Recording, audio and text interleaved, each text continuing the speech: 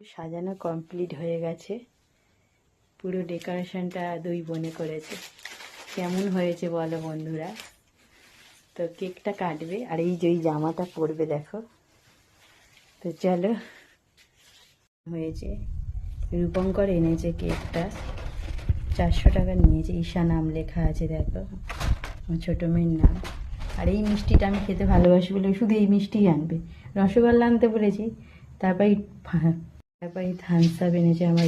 আর এই ফুটি নিয়ে এসেছে, এনেছে এরম একটা সবুজ কালার বাথরুমে দেওয়া হয়েছে নতুন বালতি। আর কি এনেছে দেখাচ্ছি, আমার জন্য একটা নিউ নতুন শাড়ি এনেছে, সুতি শাড়ি। আমি পরি না, তাও এনে বাংলাদেশ থেকে কে দিয়েছে তাই। ও বাচ্চা মানুষ, ও কি জানে? এই দিদি দেখা,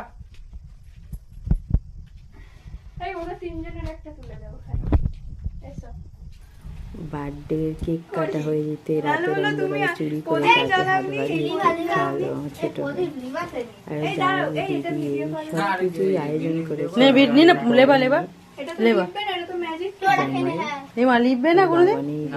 ওকে যথেষ্ট ভালোবাসা দেয়, আঙলে রাখে। আর আমি আশীর্বাদ করি সারাদিন যেন দুই বোনের মিল থাকে, আঙলে রাখে। রূপঙ্কর ওকে বোনের চোখেই দেখে, ছোট বোন। ও তো অনেকটাই ছোট, ওর থেকে বইয়ের মানে নিশার থেকে 10 বছরের ছোট। তো মজা আনন্দ পাওয়ার জন্যে এই সব কিছুই করেছে আমার বড় মেয়ে আর জামাই। তো সবাই ভালো থাকুক।